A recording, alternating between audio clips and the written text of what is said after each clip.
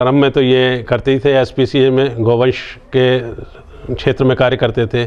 उसके बाद इन्होंने ज्योतिषी के कार्य में जब इनके संपर्क में आया तो कई चीज़ें ऐसी आई जिसके संपर्क में आके मैंने एक तरह से टेस्टिंग के रूप में इनको देखा और जाना कि इनके जो ज्योतिषी के बारे में जानकारी है वो भी बहुत गहन अध्ययन इन्होंने किया, बहुत अच्छी जानकारी रही है।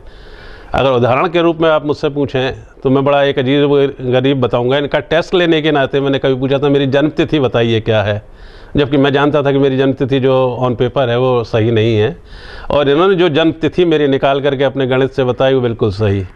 और दूसरी चीज़ जो मैंने देखा, मेरी एक बार नाक का ऑपरेशन हुआ था पॉलिप का, जो इन्होंने पहले ही कह दिया था ये ऑपरेशन होना है और ऑपरेशन के बिना कुछ और इसका सक्सेस होना नहीं है, और आपका जो ऑपरेशन होगा वो कब होगा, इस पर भी मुझे विश्वास उतना नहीं था, लेकिन जो बात निकली वो भविष्यवाणी भी इनकी बिल्कुल सही निकली।